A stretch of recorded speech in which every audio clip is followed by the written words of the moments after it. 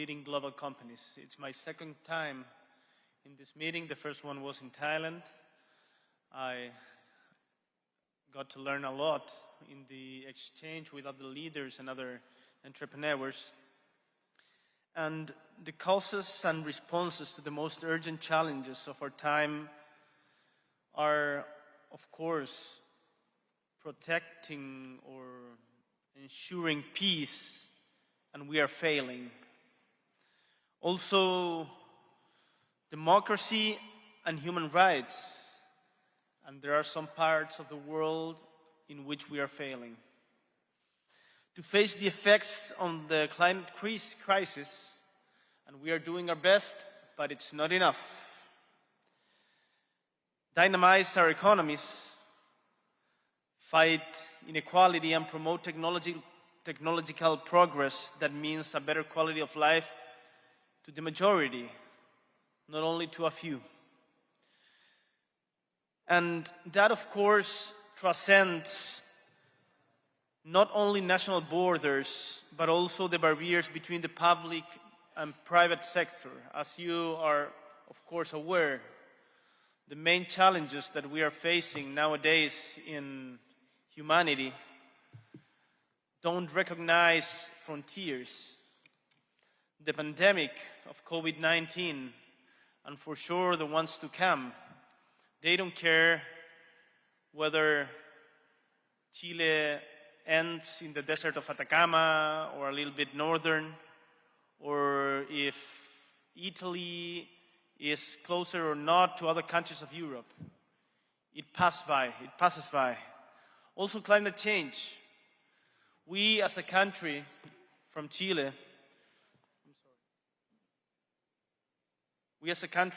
we contribute to a small amount of the contamination and pollution of the problems that has brought us to climate change, but we are one of the countries that are most affected for it. This year, we have had several fires that destroyed hundreds of thousands of acres in the southern regions, in the central and southern regions of our country. And a couple of months ago, we also had big floods, which we were not used to, at least since 30 years ago. Other topic that we have to discuss is migration. Migration is a problem not about numbers, it's about people, it's about democracy, it's about human rights. I have just read a book about the journey of a young man from Syria who had to walk and pass through the Mediterranean with his lonely son, who was just 1.5 years in order to get to France, and all the hard times he had to pass. And that might seem so far away from us, Syria. It might be difficult to empathize when something is happening so far away. But in our region, we are living it too. Almost 6 million of Venezuelan people have migrated for their country. And in Chile, only in Chile, we have received more than 800,000 of them.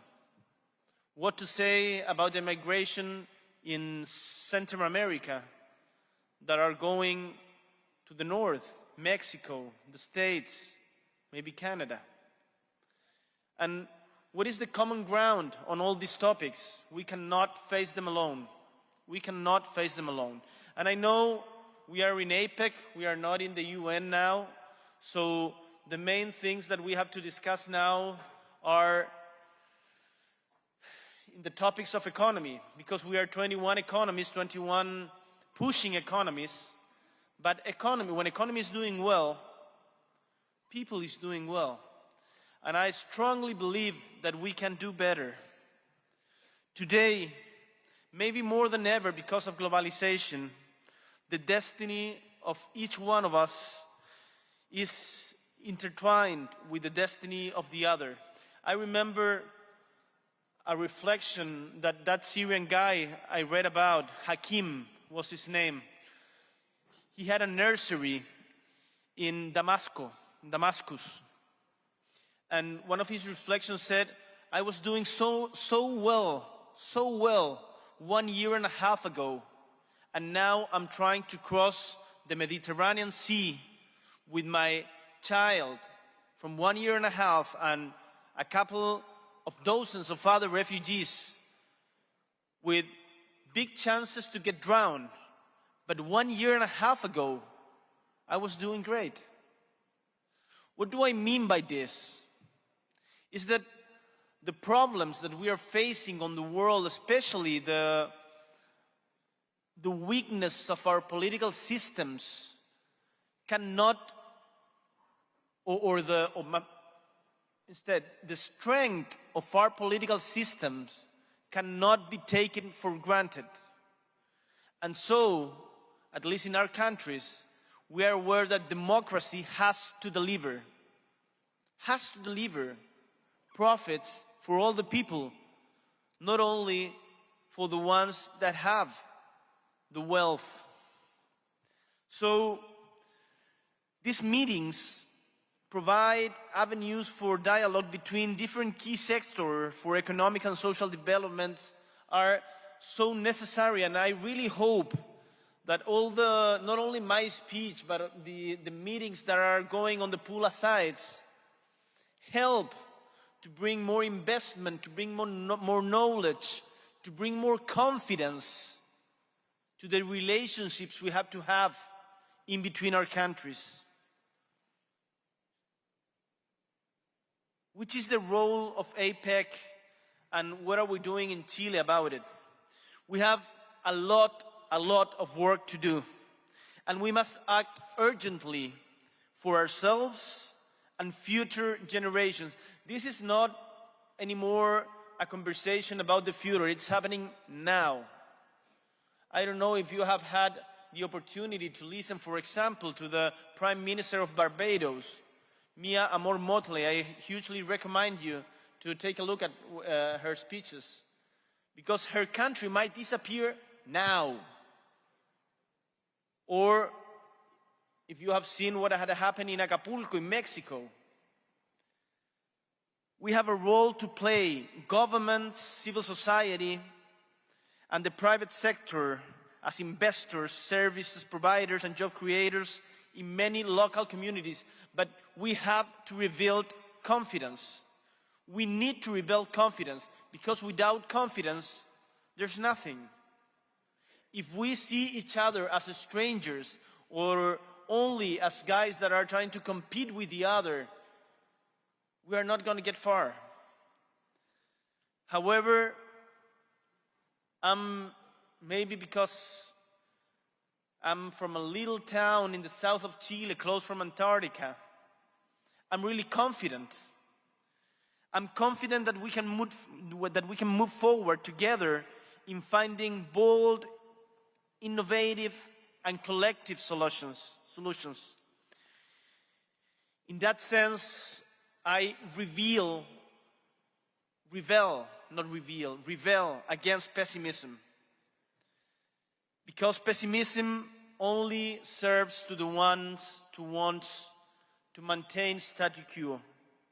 In this sense, with great pride and responsibility, I can say that our country, which we are really proud of, Chile, has the potential to become a main platform for sustainable investment and innovation, not only in Latin America, but in the world, especially in the energy transition and the digital economy. We are committed to contribute from the south of the world to global solutions to the changes that this century demands us. Chile is interested in collaborating with all countries, none serving any hegemonic pretensions, and that's why we have the worldwide the worldwide net of treaties of free commerce with countries throughout the world. We have a free trade with China. We have a free trade agreement with the United States. We have just come to an agreement of modernization of our free trade agreement, which also adds another chapters, for example, in culture or innovation, education with the European Union, and we are really looking forward to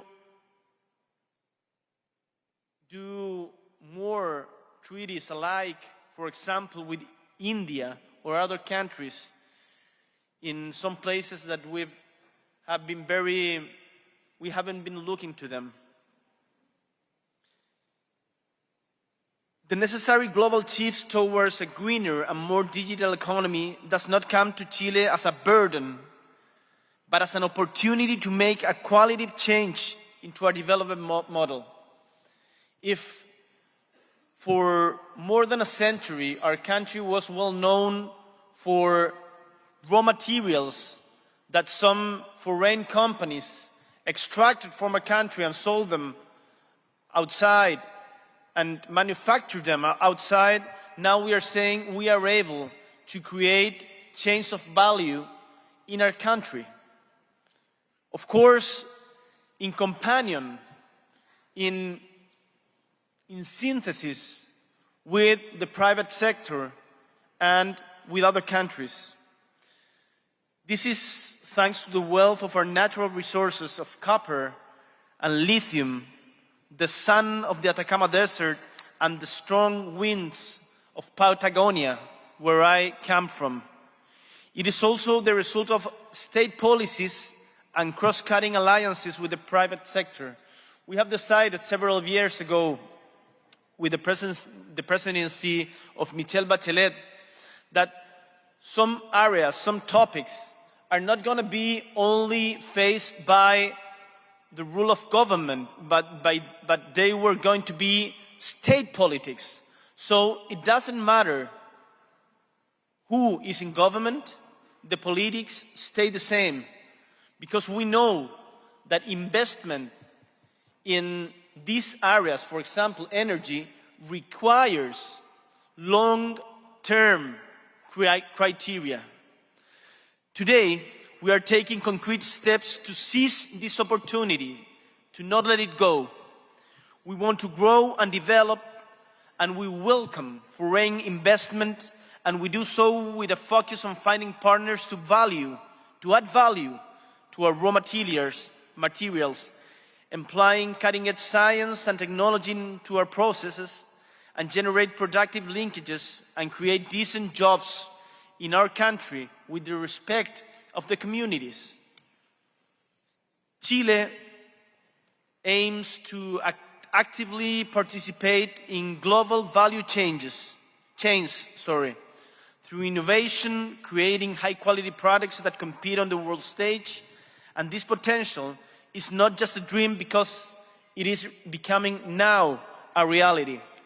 I was a couple of weeks ago in China and had a good meeting with President Xi Jinping, and with one of the companies of China, we signed an agreement in order to invest in the lithium industry for $230 million in order to develop lithium cathodes in our country.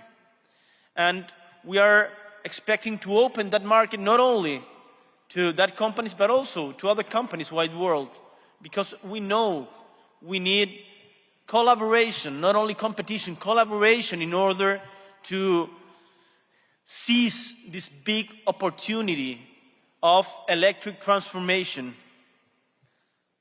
Chile aims to actively participate in global value chains through innovation and creating, as I said, highly quality products that compete on the world stage. And which is our commitment nowadays? We are the first country in Latin America to set by law. I think that Fiji made it first, but in Latin America, we are the first one to set by law the goal the goal of carbon neutrality by 250.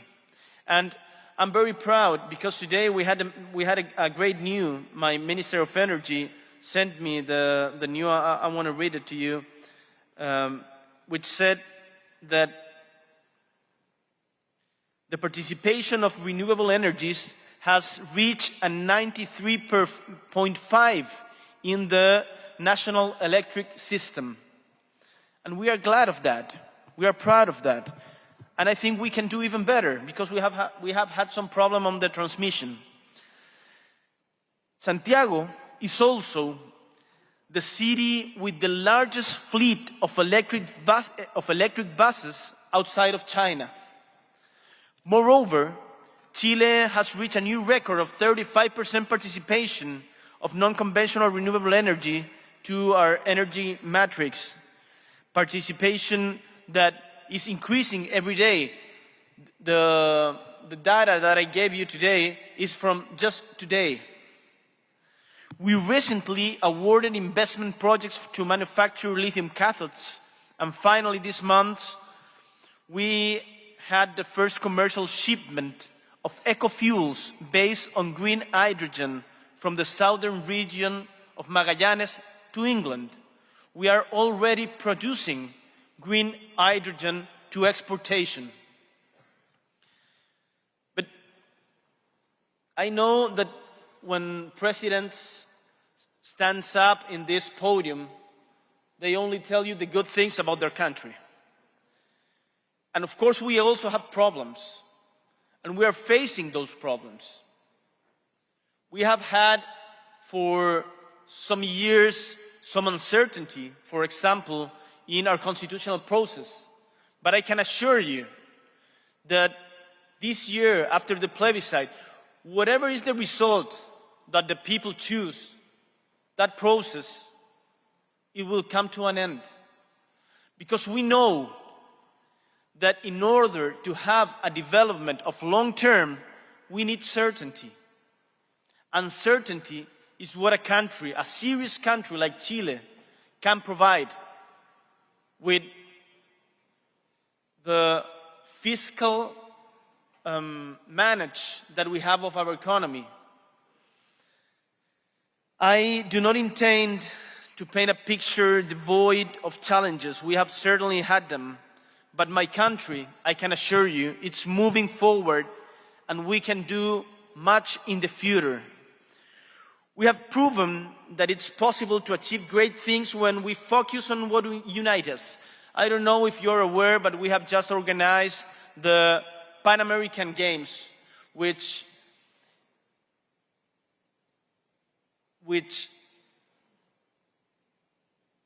all athletes from throughout America, from Canada to Argentina, and the Caribbean and Central America, all athletes came to Chile, and we had a great challenge, and we passed it through. And on Friday, we are organizing the Paralympics challenges, and we made it. And it was a great party from sport. We have proved that it's possible to achieve great things when we focus on what unites us. And even though we have differences in the local politics, I'm totally confident that we can do even better. That's why Chile remains as a reliable partner and an attractive destination for investment. We have a robust institution and clear rules that provide the legal certainty necessary for economic development. You can rest assured that this will continue to be the case in the years to come. Let me put you another example.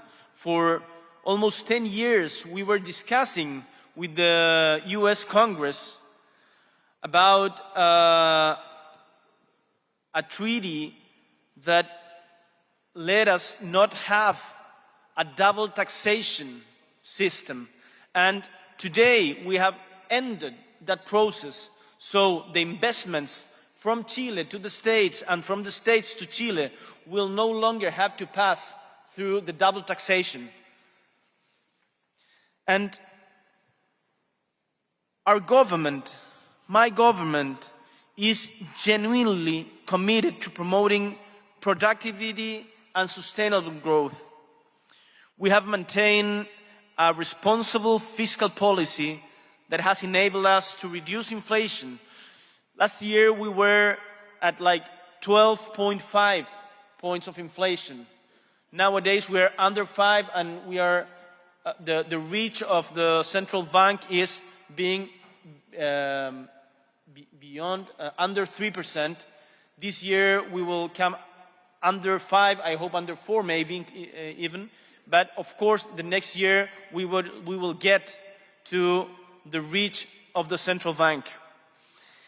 And we reversed the prediction of an economic recession significantly. There were people that were saying that Chile was going inevitably to a catastrophe, and we are not. We have been able to fight those prejudgments, and with a responsible but also an ambitious policy, we have been able to raise the minimum wage.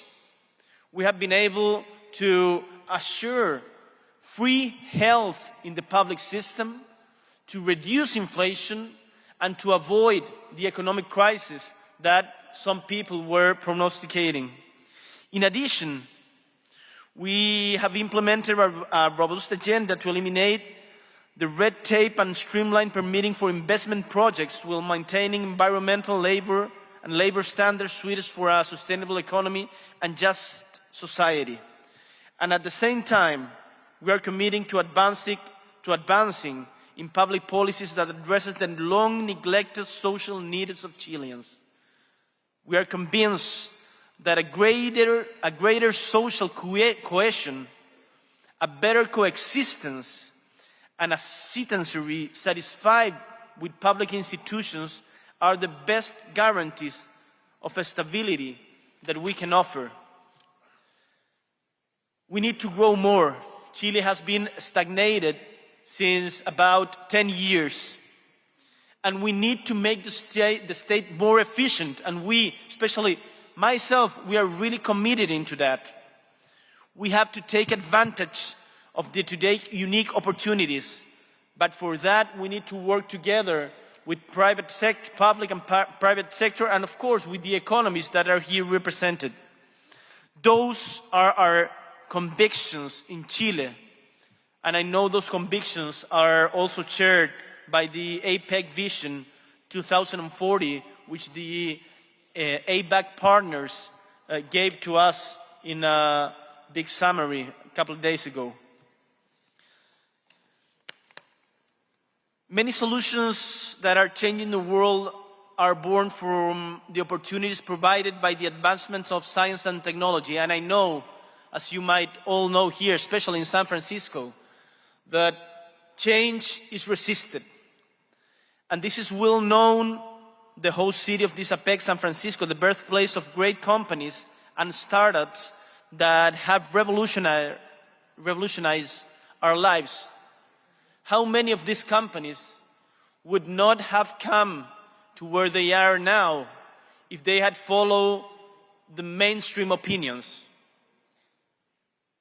Chile recognized the transformative power of innovation and its ability to open new avenues for growth and development.